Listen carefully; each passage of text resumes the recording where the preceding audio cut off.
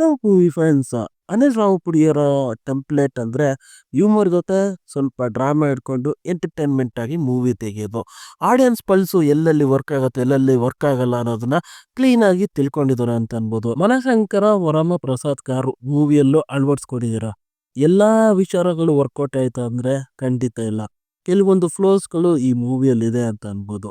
ಹಾಗೆ ಮೂವಿಯ story line ವಿಚಾರಕ್ಕೆ ಬಂದರೆ ಪ್ರಸಾದ್ ಶಶಿರೇಖಾ ಇಬ್ರು ಗಂಡ ಹೆಂಡತಿ ಅಂತ ಅನ್ಬೋದು. ಕಾರಣಾಂತರದಿಂದ ಇವರಿಬ್ಬರ ನಡುವೆ ಬಿರುಕು ಉಂಟಾಗಿ ಡೈವರ್ಸ್ ತಗೊಂಡಿರ್ತಾರೆ. ಆದರೆ ಶಶಿರೇಖೆಗೆ ಜೀವನದಲ್ಲಿ ಒಂದು ಸಮಸ್ಯೆ ಉಂಟಾಗುತ್ತೆ. ಆ ಸಮಸ್ಯೆನ ನಮ್ಮ ಪ್ರಸಾದ್ ಅವರು ಬಂದು ಕಾಪಾಡ್ತಾರೆ. ಹೇಗೆ ಕಾಪಾಡ್ತಾರೆ, ಆ ಸಿಚುವೇಶನ್ಸ್ಗಳು ಏನು, ಹಾಗೆ ಇವರೊಬ್ಬರು ಡೈವರ್ಸ್ ತಗೊಳ್ಳೋಕ್ಕೆ ಕಾರಣ ಏನು ಅನ್ನೋದನ್ನ ನಾವು ತಿಳ್ಕೊಬೇಕಂದ್ರೆ ಈ ಮೂವಿನ ಹೋಗಿ ನೋಡಬೇಕು. ನನಗೆ ಮೂವಿಯಲ್ಲಿ ಮೇಜರ್ ಆಗಿ ಪ್ಲಸ್ ಅನ್ಸಿದ್ದು ಅಂದರೆ ಚಿರಂಜೀವಿ ಸರ್ ಅಂತ ಅನ್ಬೋದು. ಅವರ ಒಂದು ವಿಂಟೇಜ್ ಡ್ರಾಮಾ ಇರುತ್ತಲ್ಲ, ಹ್ಯೂಮರ್ ಭರಿತ ಒಂದು ಆ್ಯಕ್ಷನ್ನು ಅದನ್ನು ಥ್ರೂಔಟ್ ಮೂವಿ ಕಾಪಾಡ್ಕೊಂಡು ಬರ್ತಾರೆ ಅಂತ ಅನ್ಬೋದು. ಅದ್ರ ಜೊತೆ ಕ್ಯಾಮಿಯೋ ಆ್ಯಡ್ ಆಗಿದ್ದು ವಿಕ್ಟ್ರಿ ವೆಂಕಟೇಶ್ ಸರ್ ಅಂತ ಅನ್ಬೋದು. ಇವರಿಬ್ಬರ ಕಾಂಬಿನೇಷನ್ನು ಮೂವಿಯಲ್ಲಿ ನೋಡ್ತಾ ಎಂಟರ್ಟೈನ್ಮೆಂಟ್ ಆಗಿತ್ತು ಅಂತ ಅನ್ಬೋದು. ಫಸ್ಟ್ ಹಾಫು ಮೂವಿ ಒಂದು ಫ್ಲ್ಯಾಶ್ ಬ್ಯಾಕು, ಒಂದು ಡ್ರಾಮಾ, ಒಂದು ಎಮೋಷನ್ ಜೊತೆ ಹೋಗ್ತಾ ಇರುತ್ತೆ.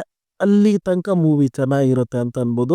ಅದು ನಿಜವಾದ ಪ್ರಾಬ್ಲಮ್ ಸ್ಟಾರ್ಟ್ ಆಗೋದೇ ಸೆಕೆಂಡ್ ಹಾಫ್ ಅಂತ ಅನ್ಬೋದು. ಇಲ್ಲಿ ಕಾಮಿಡಿ ಎಲಿಮೆಂಟ್ಸ್ ವರ್ಕ್ ಆಗಲ್ಲ, ಸ್ಟೋರಿ ಮುಂದೆ ಹೋಗಲ್ಲ, ಕ್ಲೈಮ್ಯಾಕ್ಸು ಎಂಡ್ ಮಾಡ್ಬೇಕಂತ ಅವಸರವಾಗಿ ಒಂದು ವಿಲನ್ನ ಎಂಟ್ರಿ ಬರುತ್ತೆ.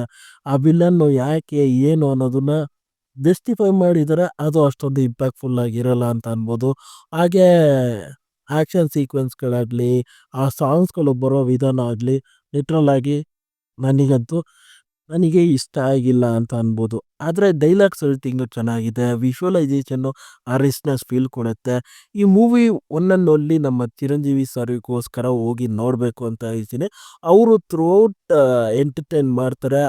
ಇದು ಖಂಡಿತ ಫ್ಯಾಮಿಲಿ ಸಮೇತ ನೋಡ್ಬೋದಾದಂಥ ಮೂವಿ.